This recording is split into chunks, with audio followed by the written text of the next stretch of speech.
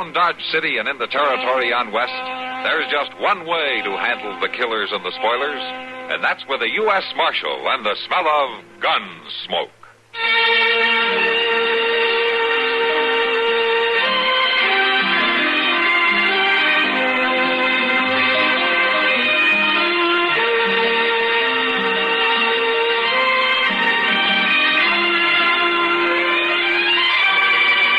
Gunsmoke, starring William Conrad. The story of the violence that moved west with young America. And the story of a man who moved with it. I'm that man. Matt Dillon, United States Marshal. The first man they look for and the last they want to meet. It's a chancy job, and it makes a man watchful. And a little lonely.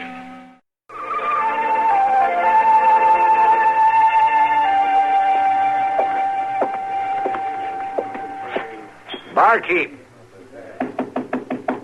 Barkeep. What'll you have?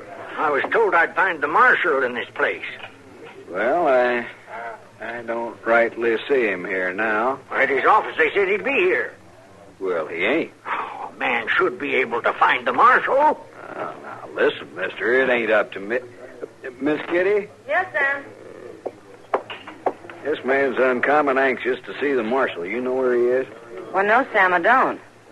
Have you tried his office, mister? Of course I've tried his office. They told me he was headed here. Well, he may be, but I haven't seen him until now. Hey, Matt. Hello, Kitty. Sam? Marshal? Matt, this man's waiting to see you. Oh, is that so? Are you the marshal? Yeah, I'm the Marshal, Matt Dillon. My name is Foss, Marshal. Jasper Foss. All right, Mr. Foss, what can I do for you? I figured you'd ought to know about the telegraph line. What telegraph line? Well, why, the one just strung out west of town. What about it? Well, somebody's cut it. That's what about it. Well, how do you know? I was riding past. That's all I know. About a mile or a mile and a half out. Did you see anybody? Oh, well, nobody I could recognize. I seen a horse hightailing in the distance. I couldn't tell no more than that. When was this? Oh, an hour ago, maybe. I figured you'd want to take a look around. Yeah. Thanks, Mr. Foss. I guess I'd better.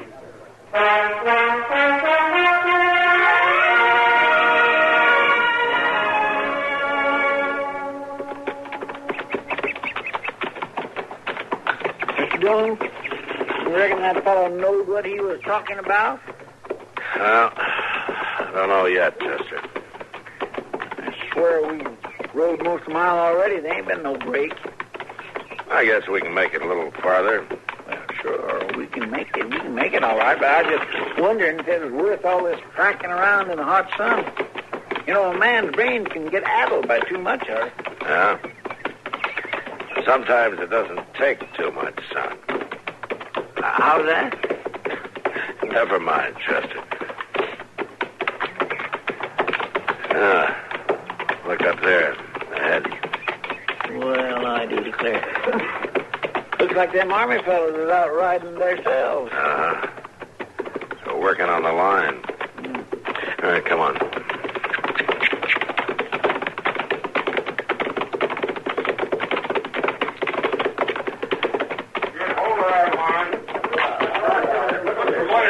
Morning. You tell me where the lieutenant is? Oh, I see him. Lieutenant? Yeah? Are you having trouble with the line? Well, it's been cut. Mr. Dillon? Yeah? The counter. Yeah, I see him. You holding that man for it, Lieutenant? He's under guard. Yeah, I see he is. You mind if I talk to him? Well, he's my prisoner. Well, I'm the U.S. Marshal from Dodge. Oh, well, in that case, I suppose it wouldn't do any harm. No, I guess not. All right, Chester. You hold my horse, huh? Yes, sir. Put your back to it, Get on. Hello, Small Hawk. Small Hawk is dishonored before his old friend. Sorry to see you like this. The marshal will have them set Small Hawk free. I don't know if I can do that. Did you cut the wire? It was cut by my knife. And they have a right to hold you. They have no right to send the wire across the land. Oh, why not? Wire doesn't hurt you. It is bad magic. Carries bad sounds across the land of my people. It can be good magic, too, Small Hawk. The white man makes no good magic for my people. I wouldn't be too sure. The white soldiers will shoot Small Hawk? I don't think you need worry about that. Yeah. Small Hawk not afraid. No, I know that. But just the same, I think I'll ride along when they take you to the fort.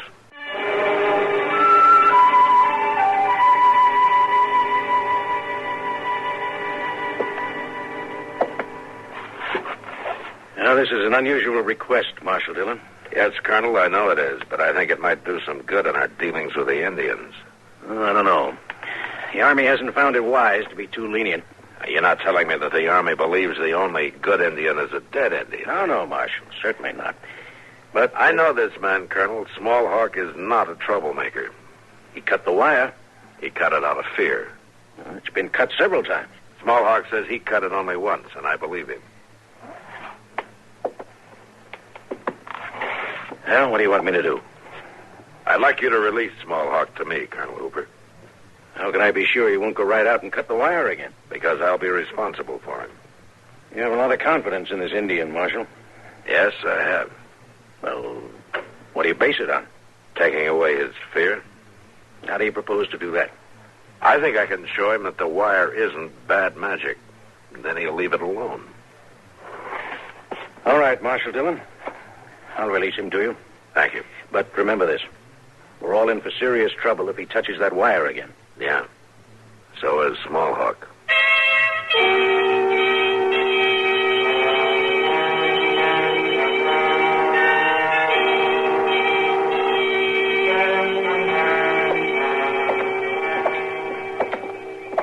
It's right down at the end of the block, Small Hawk. The Marshal is Small Hawk's friend. Sure I am. If it were not so, I would not walk with him. I know that. Small Hawk would no go to house of white man's magic. I want to show you it can be good magic, Small Hawk. Now, here we go. Let's go in.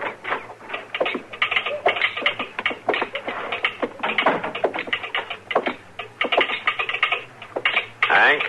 Howdy, Marshal. Hank, you got a man out at the Western Station to take messages off the new line? Yeah, Marshal, sure we have. Any way of getting a message to the Indian encampment on the river? Well, our man out there says there's usually a couple of braves standing around watching him. He could tell it to them, I guess. Why? Because my friend wants to send a telegram. Small Hawk does not trust bad magic. Well, you trust me, don't you? Yeah. All right, then listen to me. Now, they took your horse at the fort, didn't they? Soldiers took horse. Yeah. So you got a long walk home. Small Hawk will walk with his head high. Yeah, but it would be even higher if you were on horseback. Now, what if the wire carried word to your son to bring you a horse? There is that magic in the wire? Yeah, there's that magic. Small Hawk will see if horse comes. Well, that's fair enough. Now, you told me your son's name. Brown Wing. All right, Hank, you tell your man to get a message to Brown Wing to bring a horse to the road fork just outside Dodge. Tell him his father will be waiting. All right, Marshal. There's just one thing. Yeah, what's that? Who's going to pay for it, you or the Indian? Yeah, the government ought to pay for it. Now, Marshal, that kind of money ain't easy to collect. Yeah, I know that better than you. All right, I'll pay for it, Hank. Come on, Small Hawk. We better get you started out to meet your horse.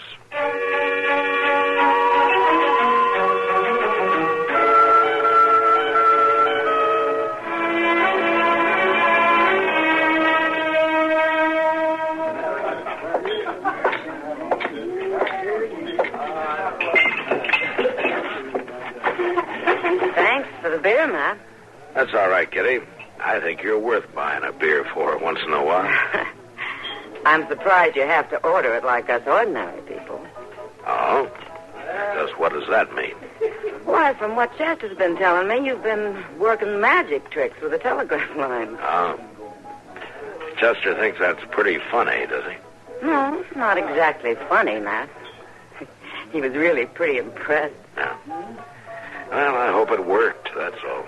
I'm surprised you could talk that starchy colonel into letting Small Hawk go. Oh, you know the colonel? Yeah, I met him once. I never figured him to give anybody any kind of chance, much less an Indian.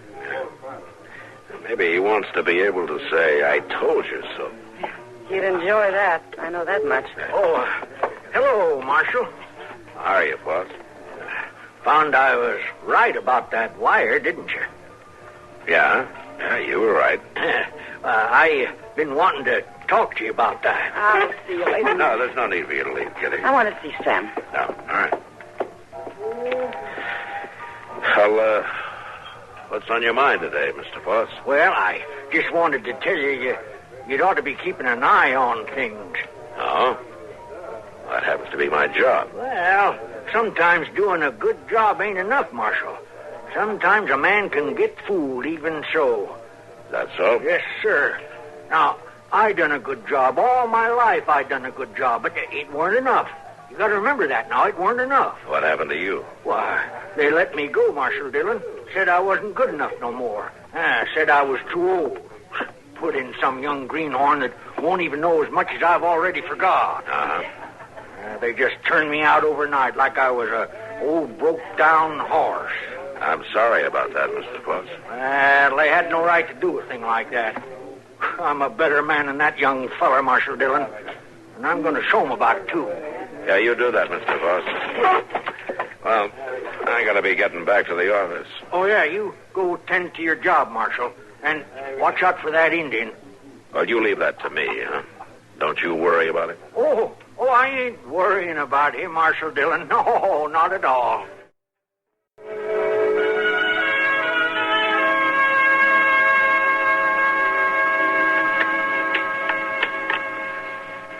7 or a 3, Mac. You got to come up with a 7 or a 3. Yeah. Well, let me see here, man. Good. You have to go at the boneyard. Yeah. Go ahead, draw. All right, I'm drawing, Doc. Go right ahead, take another. Oh, I must say, Matchy, you don't play dominoes any better than you play checkers. You're talking pretty big for a man who just won his first game this week. Well, it's not whether I win or not, Matt. It's just that I make the moves better. I hope you don't figure like that about your patients. About my paper? Well, it doesn't matter whether you cure them or not. So you make a few moves. Oh, don't you worry about my patients. I'll take it. Oh, how's your Indian getting along? Oh, fine, I guess. I think I finally got it through his head that the telegraph wire wasn't strung up there just to work some black magic. You were lucky. Yeah, Doc, I guess I was. But Small Hawk is mighty pleased. Oh, you've seen him? No, but he had the agent out at the other end send me a message back. Oh, is that so? Well, what did he say? Just one word. Good. Well, the telegraph company isn't going to make much money out of him at that rate. Yeah, maybe not, but it'll save them money having him leave their lines alone. Mr. Dillon? Oh, hold on. Yeah, Chester. What's the trouble? Mr. Dillon, you know that fellow Ted Creel? Yeah, I know him. What's he done? Well, he ain't done nothing, Mr. Dillon. He just come in from out west of town. Well, no law against that. Well, of course not, Mr. Dillon, but he told me he seen a troop of cavalry from the fort. Well, what about it? They had an Indian with him, all tied up like he was a prisoner. Oh. Did Creel know who he was? Well, he thought he was that fellow Small Hawk, Mr. Dillon. Yeah, I was afraid he might. All right, Chester, get the horses. Yes, sir. Sounds like your magic might not have worked after all, man. Yeah, Doc, it does.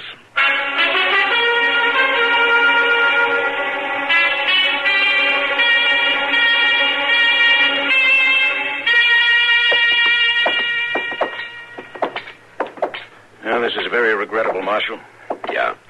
My superiors will want a full explanation. I'd like one, too. Well, you might.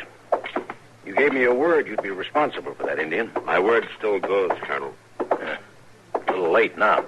Now, you're not sure he cut your wire this time. My men picked him up right near the break. I'd still like to know what he has to say. He's right in here. Guard, Yes, sir. the Marshal has permission to see the prisoner. Yes, sir. I'll be in my office when you're finished. Thank you, Colonel.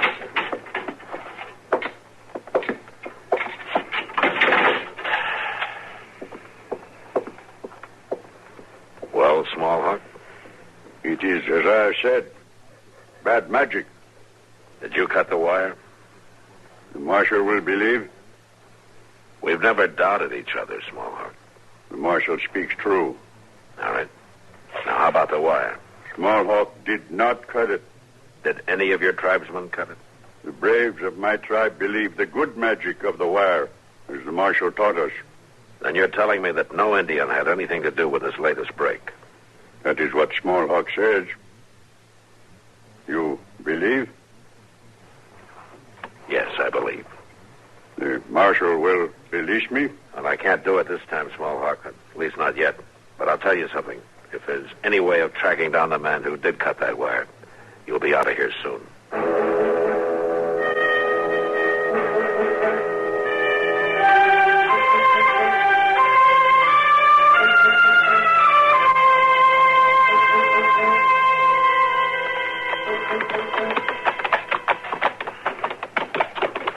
I'll tell you something, Mr. Dillon. Yeah? What's that, Chester? Lot of folks back in Dodge was wondering whether it was worth it stringing this line way out west here when it first went up, and I'm about to agree with it. I don't know. Of course, there's been a lot of trouble, but... They sure has. Now, with all this cutting going on, looks like we've got Indian trouble all over again. Oh, maybe not. Right over there looks like the place.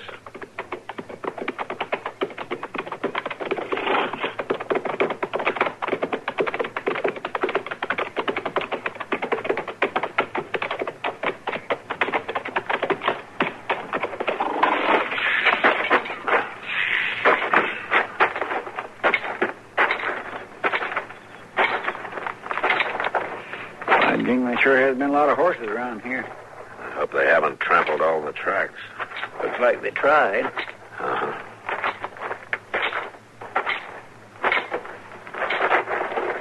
You finding anything, Mr. Dillon?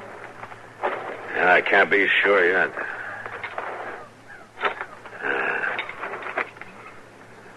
This might be a lead.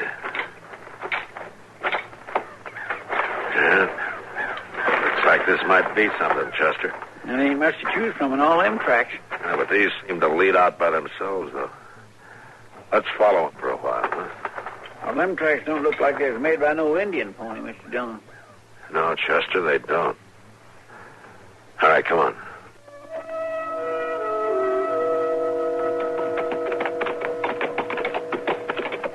Mr. Dillon? Uh-huh. They're just going across the country aimless-like. No, not quite. How's that? And if you can see, we're a lot closer to Dodge than we were back there at the telegraph line. Well, that's right. I guess you're right. Them tracks didn't start off the Dodge, though, did they? No. Like somebody was laying a false trail on purpose. Yeah, that's the way it looks to me, Chester. Wait a minute, look. See, they're heading off toward that shack over there. Yeah.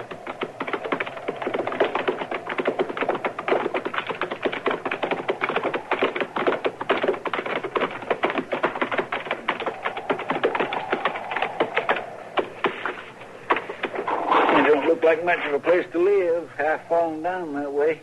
Reckon anybody's here, Mr. Jones? I don't know, but we'll find out.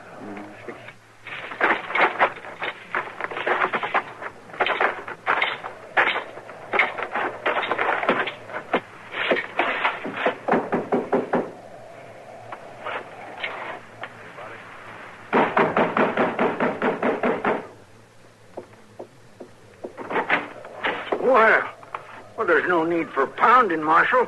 Hello, Mr. Foss. I didn't know you lived out here. Oh, it's Chester Proudfoot. Glad to meet you, Mr. Foss. Proudfoot? What brings you out this way, Marshal?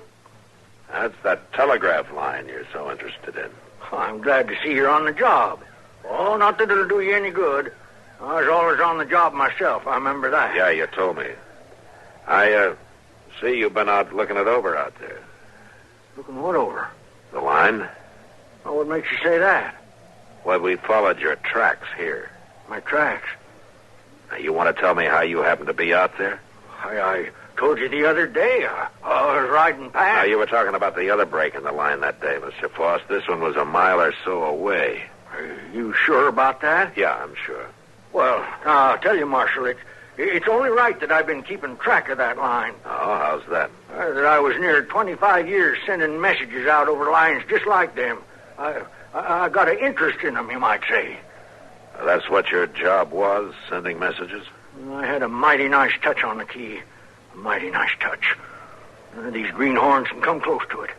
The telegraph people were the ones who took away your job, then. Them was the ones, all right. A man with a touch like mine. I guess you would have an interest in the line, Mr. Foss. You might even have an interest in seeing that it didn't go through. Well, now, Marshal, I don't even know what you're talking about. I think you've been cutting that wire right regular. I think you figured it was a way to get back at the people who cost you your job. Now, you hold on a minute, Marshal. What about that Indian? He was the one that cut it. He said so. He cut it once, Mr. Foss, and he admitted it, but you did it the other times, didn't you? I said, didn't you? You know, don't you, Marshal? Yeah. Yeah, I know. Well, I figured it'd be all right. They already had the Indian.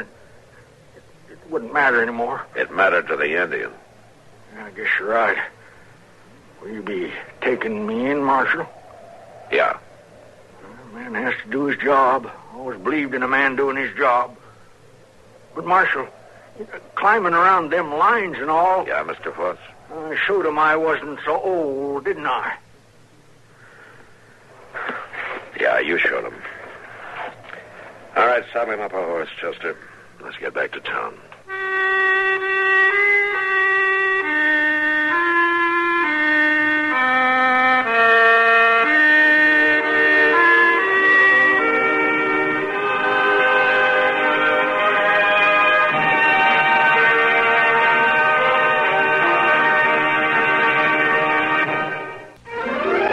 Gunsmoke. Produced and directed in Hollywood by Norman Macdonald, stars William Conrad as Matt Dillon, U.S. Marshal. The story was specially written for Gunsmoke by Marion Clark, with editorial supervision by John Meston. Harley Bear is Chester, Howard McNear is Doc, and Georgia Ellis is Kitty.